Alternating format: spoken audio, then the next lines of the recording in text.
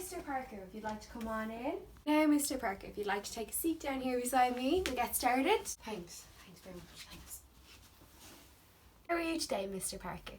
Yeah, no, I'm grand. I just the weather though. The weather's been absolutely diabolical. Absolute torrential showers out there, but yeah, I'm grand. So my name is Aoife. I'm a student speech and language therapist here. The last time you were here, you were with a different student therapist, but it's going to be me who's doing the session today with you. Is that okay? Yeah, no, that's okay.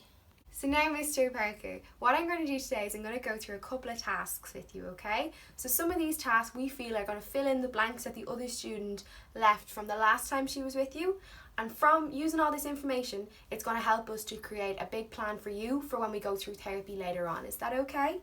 So Mr. Parker, the first thing I'm going to do is I'm going to bring out this sheet. This is known as the Blobby tree, okay? So the Blobby tree is a way of you showing us here how you're feeling in terms of your speech after your stroke right now today. So if I could get you to have a look at these pictures and point to the one you think best shows how you're feeling today in terms of your speech. Yeah, so at the moment it's a bit, it's challenging. It's challenging for me to comprehend the complexity of this this picture, but I think I'm this one, this picture here. Now, Mr. Parker, would I be able to get you to tell me why this picture is the one that best describes you in terms of how you feel about your speech today? Because I feel like my speech and my intonation and it's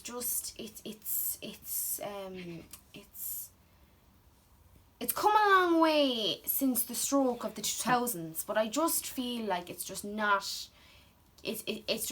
not making the active progress that we would expect, and I just think that I'm falling.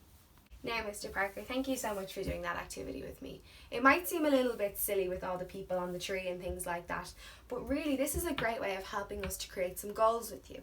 So in speech and language therapy, we have two kinds of goals that we like to create with our clients. We like to create long-term and short-term goals.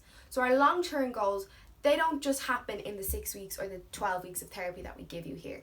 They happen throughout the course of your life as you're going on after your stroke. The short-term goals, though, are they're the things that we hope to accomplish by the end of therapy. Now, Mr. Parker, I'm also aware that the other student asked you to bring a video of your speech before your stroke with you to this session today. Did you bring it? Perfect, let's watch it together. Thank you so much, Mr. Parker, for showing me that video. I think from watching the video and from doing the Blobby tree exercise, I think we're in a really good position to start creating some goals with you.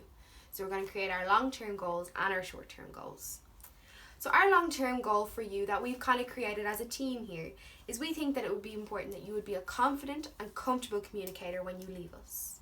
So that could mean that you are comfortable and you're happy and have no issues with your speech when you're speaking to your brother or your friends or even people in the shops or in cafes. Just that you would feel comfortable and feel confident and have no concerns about your speech when you're speaking. Our short-term goals are things that we hope to get done in the block of therapy that while you're with us. As a team, one of the things we've decided that we'd like to do is assess your prosody and your intonation. From seeing your session with the student previously, we know that that's an area that you've highlighted to her that you have concerns in, and therefore we want to be able to assess that with you and address your concerns. The other thing that we want to do in our short-term goals, so by the end of this therapy, is we'd like to perform the RICE assessment with you. So the RICE assessment is a formal assessment, okay? And there's 3 sections to it. So what I'm going to be doing today is I'm going to be doing 2 of them with you, and the next time you're in, I'm going to do the last one. At the end of the RICE, because it's a formal assessment, I'll be able to give you a score so you can compare your performance to those people who are of a similar age to you. Do you know? But what I'll do is I'll explain a little bit more about the RICE and how exactly it's going to work when we get to that part in today's session. Okay? The other short-term goal that we have with you is we understand from your background that you were, an English teacher, you were an avid intellectual, and we think it's really important that we would look at your reading and your writing ability. Do you know? And that's one of the things I'd like to assess today, just through an informal task, is how your reading is affected and how your writing is affected. We know you haven't highlighted any concern about that in the last session, but we're just thinking maybe it'd be a good idea just to tick all our boxes and make sure we assess that today. Now, Mr. Parker, I'm actually going to ask, is there anything else you want to add to my list? Well, I feel like this journey, this is going to be a difficult one for me to go on, and even in the locality of this department and being here, it's going to make me achieve a lot of things. But the main achievement that I want to gain for myself before I walk out into the corridor and into the hallways and into the foyers is that I want to be able to talk to my brother. My brother's an academic like myself, and I really feel like it would be a vital experience and a vital part of our time together if we could just have a normal conversation with the two people and the talking. Because right now I feel like I'm walking, and he's just running away. That's perfect, Mr. Parker. So I'm going to add in what you've said to me there onto our list. And now I think I'm going to move on to my very first task, which is going to be the reading and writing assessment.